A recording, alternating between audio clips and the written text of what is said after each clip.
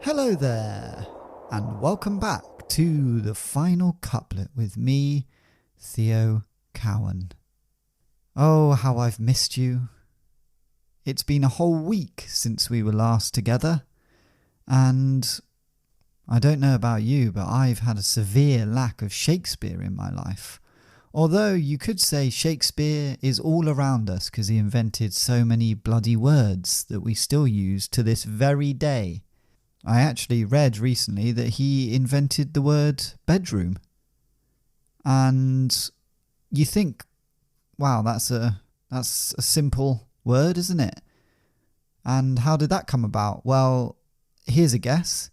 He knew the word bed and he knew the word room. And he saw that the room that he was sleeping in had a bed in it.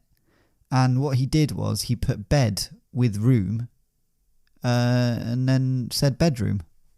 And then everyone was like, hey, that's a good word for it. That makes a lot of sense. And we still use it today. So thanks, Shakespeare. I'm recording this from my bedroom. Anyway, enough of Shakespeare's inventions. Let's get on to Sonnet 49. Sonnet 49. Against that time, if ever that time come, when I shall see thee frown on my defects, when as thy love hath cast his utmost sum, called to that audit by advis'd respects, against that time when thou shalt strangely pass, and scarcely greet me with the sun, thine eye, when love, converted from the thing it was, shall reasons find of settled gravity, against that time do I ensconce me here within the knowledge of my own desert, and this my hand against myself uprear to guard the lawful reasons on thy part. To leave poor me, thou hast the strength of laws, since why to love I can allege no cause. And that is Sonnet 49. And my initial thoughts are, he's gone back to his old ways of going, oh, poor old me. Woe is Shakespeare. How can someone love me? I'm just a sad act. And as I grow older, it's totally understandable that you would not want to be in love with me. I get it. I'm rubbish. We're back, and if you've listened to previous podcasts, I've mentioned this a few times, we're maybe back to faux humble Shakespeare, where he's sort of going, oh, I'm not good enough, I'm not worthy, but he knows he is because he's Shakespeare. Or maybe he is just genuinely hard on himself and needs to give himself a bloody break. But, you know, to receive sonnets like this, it would be a bit of a drag, wouldn't it, being Shakespeare's lover? Because you'd be like, oh, just stop being so hard on yourself. It's actually a bit annoying now. I love you.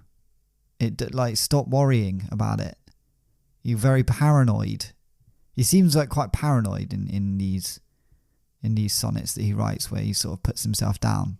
And in the last few sonnets, when he's sort of been so worried that his lover's going to leave him. Right, let's break this down line by line and work out what the hell he's going on about. Against that time, if ever that time come, when I shall see thee frown on my defects. And if ever that time come is in brackets. So he's anticipating a time, if it comes, in brackets, when you, my lover, Shakespeare's lover, will frown upon my defects. So whether that be his defects, his looks, as he gets older, maybe he's not as good looking, or his defects, you know, when the just personality wise, as time goes on, maybe he's worried that his lover will sort of find him out and find out some personality defects that he's not really into.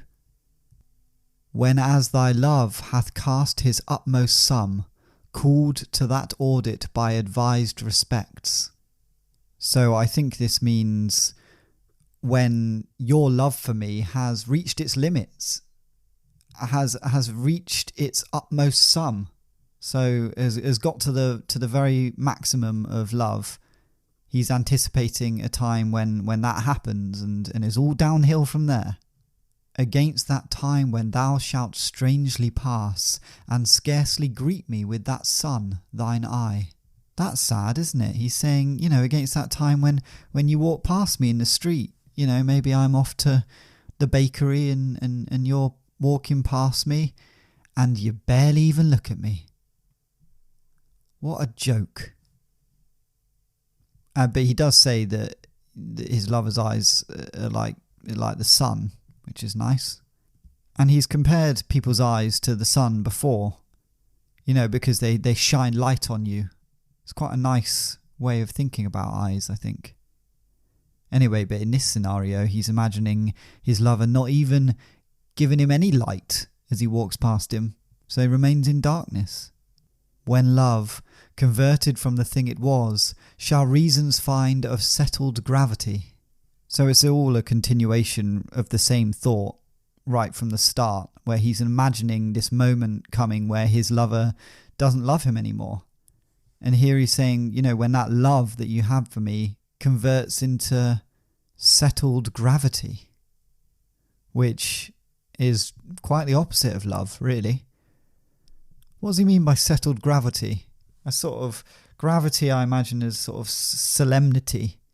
So there's no longer any love, it's just sort of a solemnness.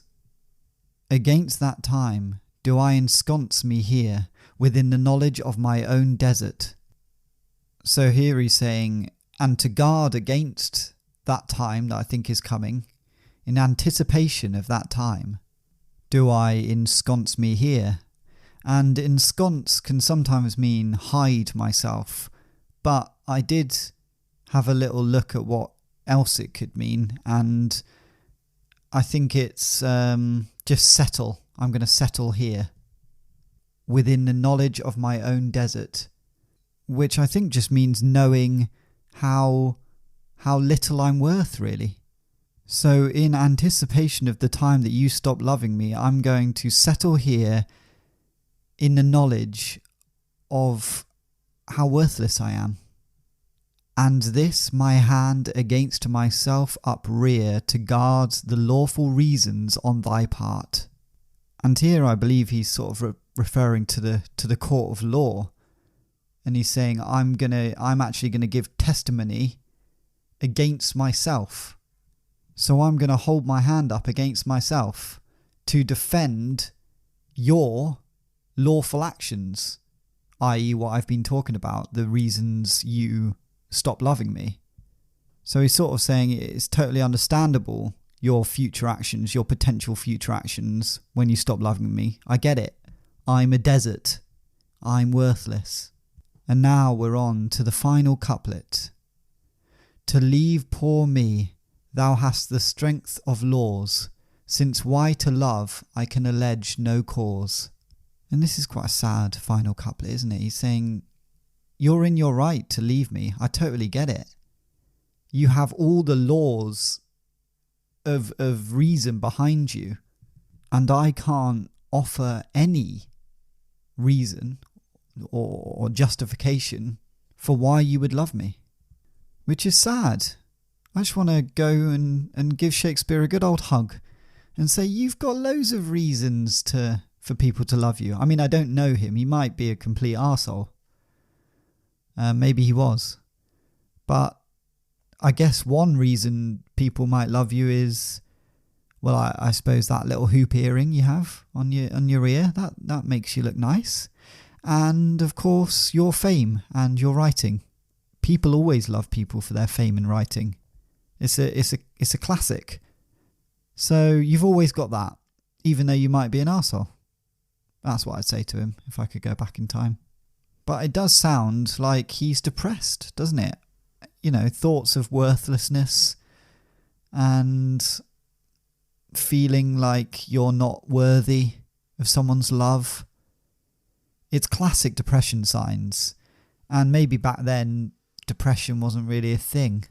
Or, I mean, it was, obviously, but they hadn't really worked out what it was. So they just thought, oh, he's a bit gloomy, isn't he? Oh, he's a bit sad and a bit down on himself. Oh, well.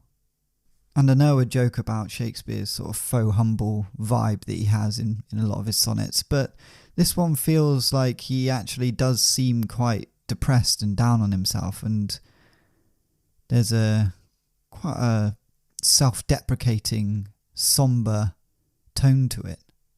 And I feel sorry for him. There, I said it. I feel sorry for Shakespeare. And I hope you do too, because if you don't, you're heartless. Anyway, it's probably about time to put this to our story. And if you're just dipping into Sonnet 49 and you haven't listened to any of the previous sonnets, that's fine. Welcome in.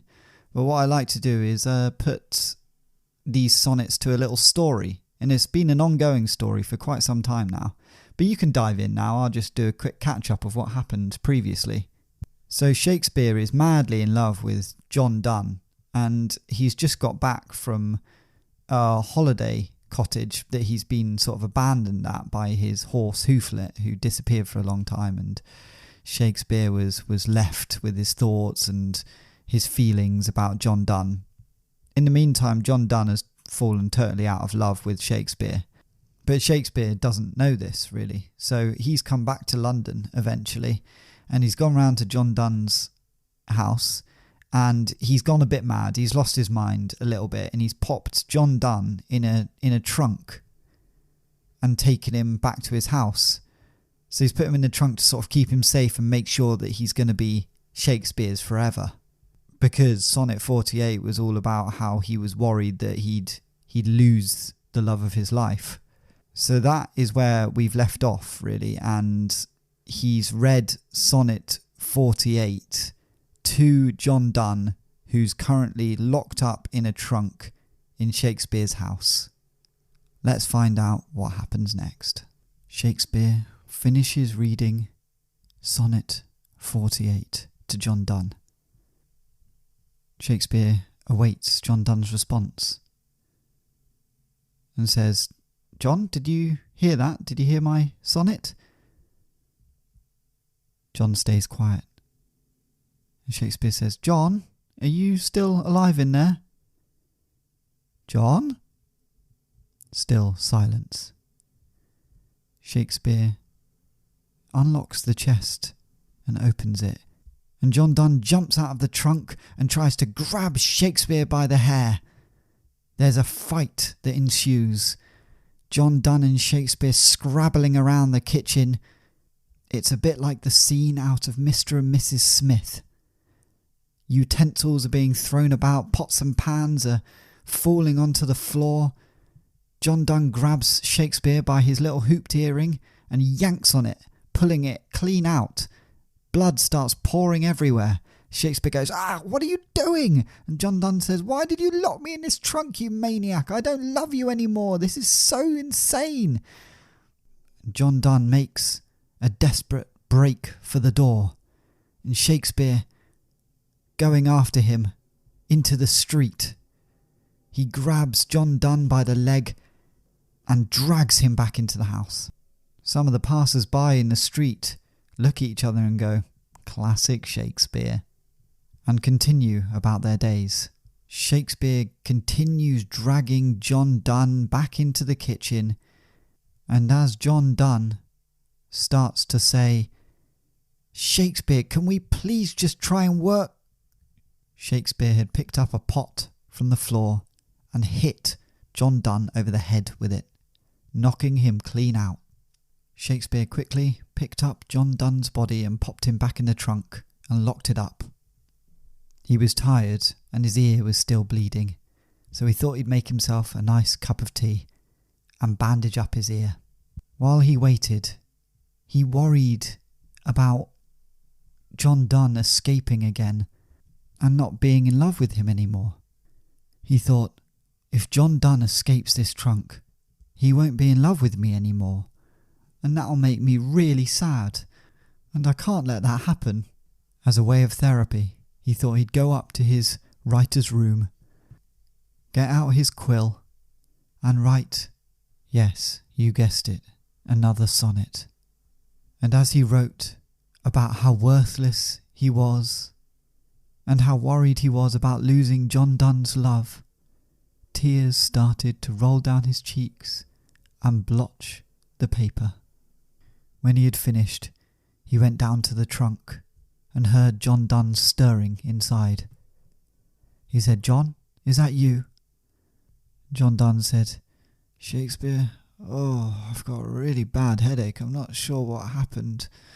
What am I doing? Where am I?" And Shakespeare said, "Shh, shh, shh, shh. It's all okay, John. I've got a sonnet to read you about you leaving me and how worthless I am."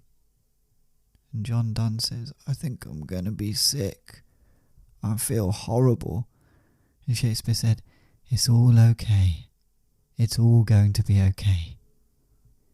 And he retrieved Sonnet 49 from his back pocket and read, Sonnet 49. Against the time, if it ever comes, when you think I look old and gross, when your love for me has reached its end, against that time when you will pass me in the street like a stranger, and hardly even look at me with your beautiful eyes, when your love for me changes from love to resolved solemnity. Against this time I'm going to settle myself here, knowing my own self-worth, and I'm giving testimony against myself to defend your future actions. You have every right to leave poor old me. It makes sense, since I can give no reason to love me. Wow, what a sad and dark story this has become. Shakespeare is not in a good place, is he? He's hit John Donne over the head, knocked him out and locked him back in that bloody chest.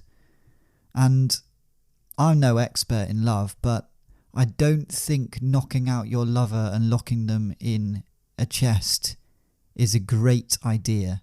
And I don't think that's going to make John Donne fall back in love with Shakespeare. But, I could be wrong. He could find that sexy. I don't know. I don't know John Donne. Anyway, you'll have to wait until next week to find out John's reaction to all this.